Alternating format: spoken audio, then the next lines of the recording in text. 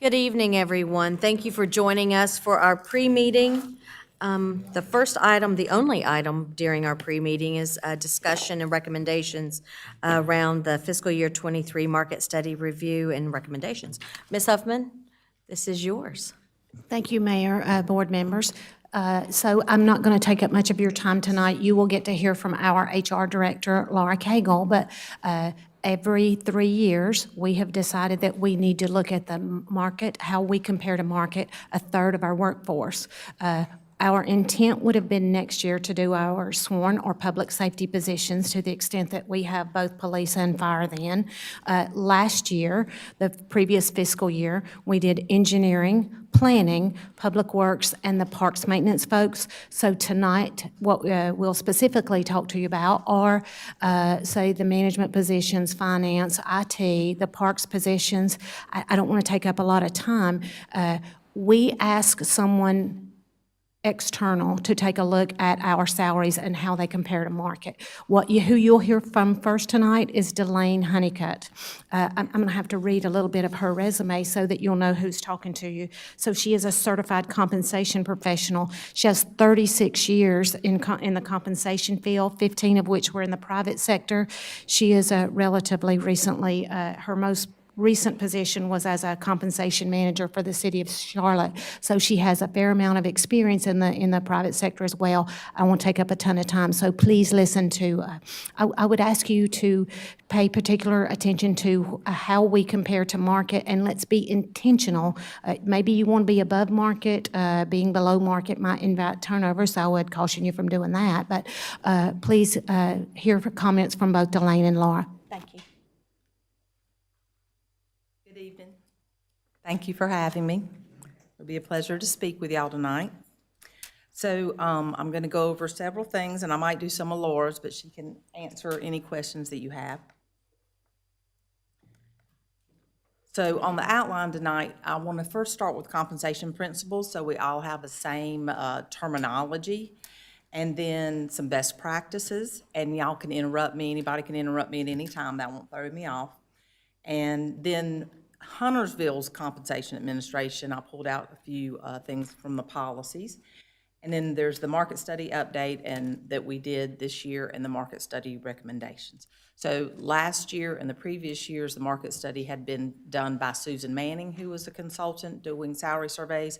I have about 8 different towns so far in the past year since I retired to consult with, because a lot of towns won't hire a compensation manager.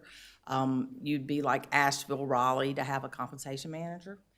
And then she wanted to retire, and so she just gave me all her clients, and it's been a wonderful year. So compensation systems, in general, all of them should be externally competitive, and you talk about the market, I'm sure, a lot every year, and it should pay employees in relation to the market, and I'll get into a little more detail on these terms.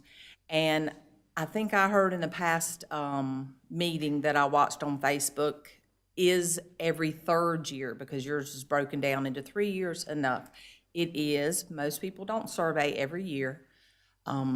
They divide their jobs in 3s, or it could be in halves if you needed that. And you can age the other jobs that you're not surveying by how much the market is moving, like by percentage. You can multiply last year's results up to get a full year if you want to do that.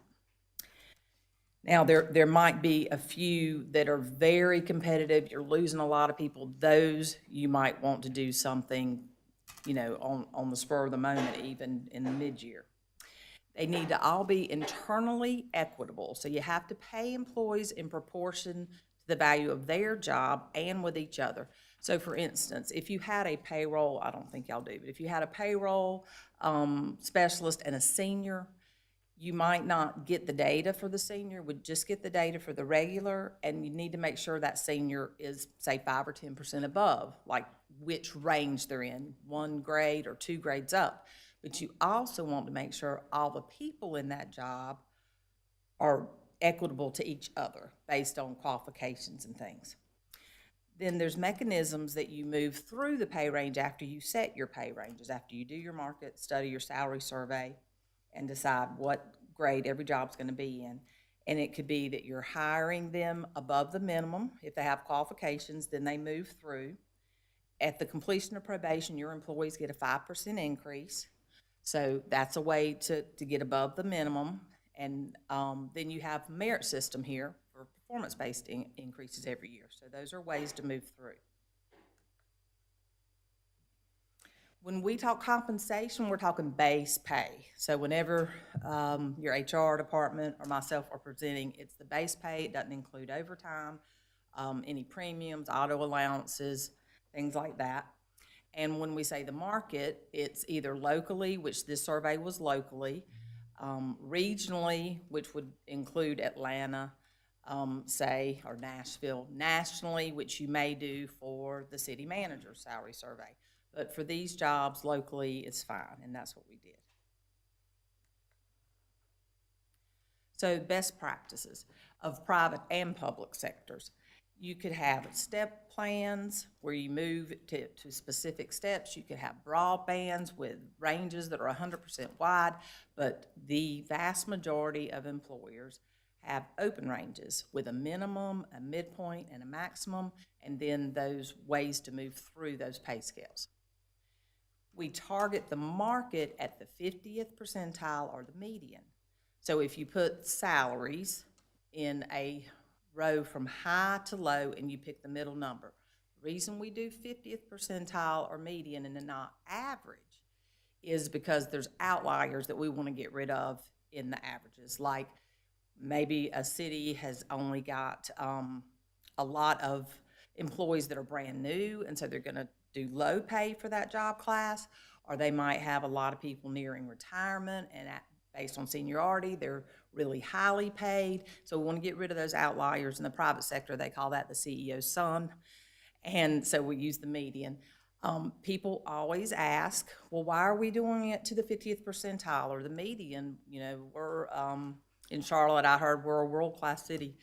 But 95% of all private and public sector use the 50th percentile. So where you might see lower than that is small towns that can't afford to pay at the 50th percentile. And then where you would see above that would be IT sometimes, that are very competitive in the private sector, but the businesses that usually do that also have the most layoffs. So then you set your pay range width or spread. And usually if below the executive and director level, that's 50%. And at the director and executive level, it's higher at 60%. In public safety, those ranges are a little bit smaller because there's so many ranks that you can move through that are many more levels of jobs than in any other job families you have. But we will look at those next year. So for now, 50%, it's usually easier instead of talking about the spread to say what percent of midpoint is it. So with a 50% range, the minimum is 80% of the midpoint, and the midpoint is the market competitive rate that we surveyed. And the max is 120%, where you get red circled and get a lump sum for your merit if you're above the max. And then it's a little higher for the executives. So on Huntersville's compensation administration, these are the things that you approved in 15, and it was last amended in 22, that the town manager is responsible for the compensation plans to administer and maintain it. And he looks at the equitable compensation based on duties and responsibilities and the rates of pay in the private and public sector and the cost of living, which has always been, until the past several years, has been lower than your cost of labor, which is how much people are moving their pay scales. But now cost of living has taken such a big increase in the past 2 years that all towns are just trying to keep up with cost of living. The financial condition, so he has to see, can the budget fund the raises? And then, of course, he makes recommendation to you in his manager's budget.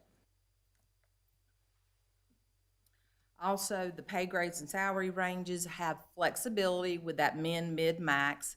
like a step plan is not flexible at all. These have flexibility so you can recognize people's performance, their knowledge, skills, abilities, their education, if their experience, if it's more than the minimum qualifications for that job, and then also, of course, the merits every year based on performance.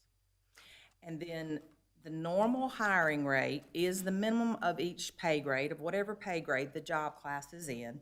But if an applicant comes in with more experience than the employees that are already here, then they could be hired above minimum.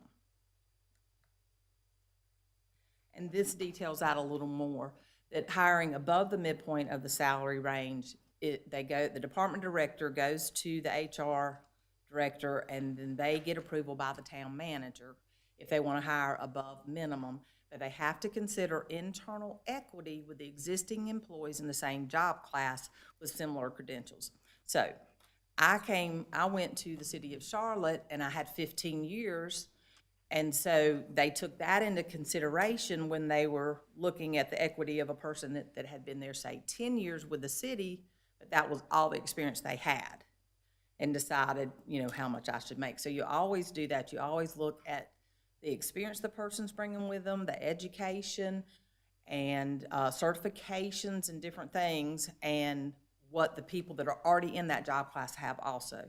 And sometimes you have to give people internal equity increases, or you're going to lose out on a good candidate. If you would need to bring them in higher and somebody that's already here has more experience, then you give that person an increase to equal them.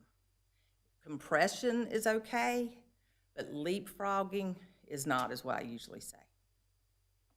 So do y'all have any questions about just general compensation and how it's administered here before we get into the market study? Any questions? Commissioner Munger. One of the comments you made was that step plan is not flexible. Can you kind of elaborate on this? Because it's been a point of discussion in past. Well, I have to say, I do see step plans in paramilitary organizations like medic, public, police, and fire. But I'm surprised at locally how many people don't have a step plan and have just an open range. A step plan is where you start at a certain point and then you go to a step, say either when you graduate the academy or when you graduate field training, or at a year when your probation is up, the way it's done here. And then the next year you go to the next step, and so it's kind of either you have a good merit or you don't, a good performance evaluation, or you don't. But 98.9% of them do have good evaluations, so they all get to go to the next step. But it doesn't break it down by performance so that an achieved gets the same as an exceptional. That's one thing about step plans. It's not really a pay-for-performance system. It's based on a seniority system. And then you go through the steps, and you can structure those steps a lot of different ways. 1.5% between them, and they get or 4% or 5%, but they're expensive and they're not guaranteed. They're based on funding, but the employees see them as guaranteed because they're shown that step chart when they get there. And they all do want to get to the top of scale as fast as they can for earnings for retirement. They retire early, and they think about retirement day one when they get in the door, saving their sick time and everything. So it's hard for cities to sustain them because they're more costly usually.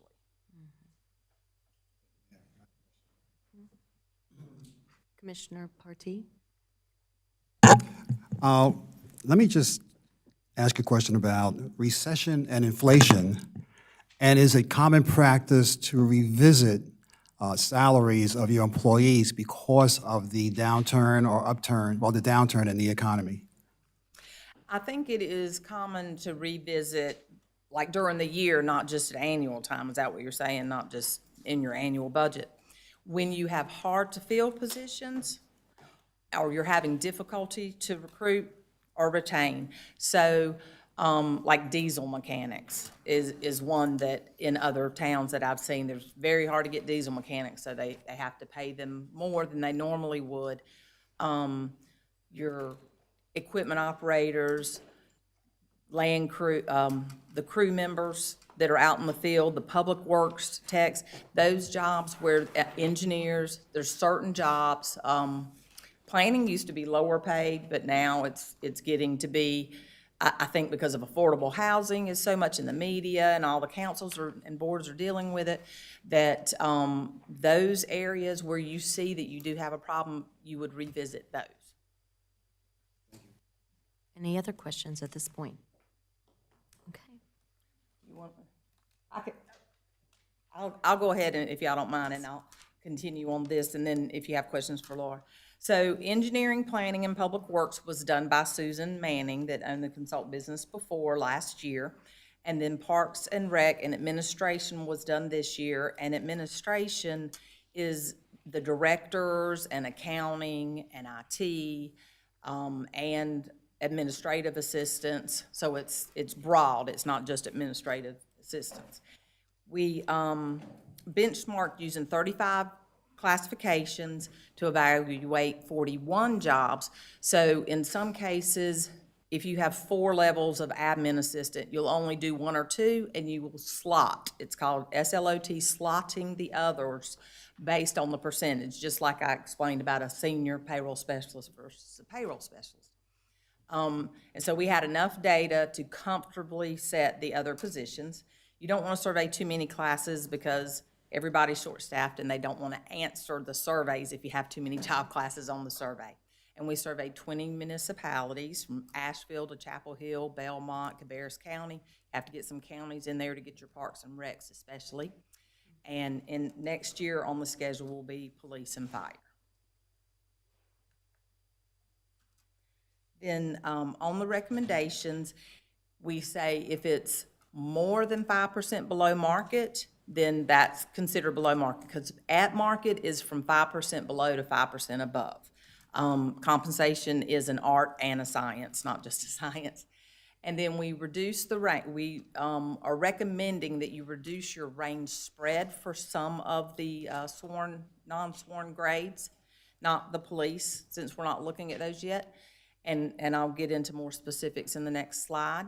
And I recommend you include private market data. So this is just public data. League of Municipalities is also just public data, but you can get Catapult was the Employers Association. They have some data, although I have to say they tend to be low in their numbers.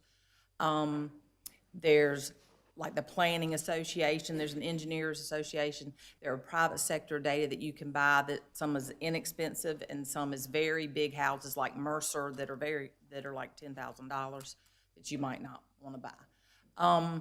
But there's some positions have that private sector accounting, you can buy those. But solid waste services, you can't find that. So you can't get the private data on all the jobs. And then I would also consider equity adjustments for internal candidates in hard-to-fill roles. I think planning came up during your retreat. And so if you have some planners, and like I say, they've been historically paid lower than engineers, say, but now that there's so much supply and demand, if you don't want to lose the candidates that are coming in for hire, then you might have to adjust the people that are already here mid-year. Then there were only 5 positions identified as below market and needed a recommended grade change. That's not money associated, that's a grade change. And the recreation assistant has 4, so it's a total of 9 employees that are affected just by being in a higher grade. And then the current range spread I thought was too broad, so I recommended that the 60% spread, which were the lower classes, go to a 50% spread. And then you had some that were 70% up to 90%, that's more of almost a broad band, that those should be 60%. So that raises, when you lower that spread, it raises the minimum and it lowers the max a little bit. A lot of people are not at the max.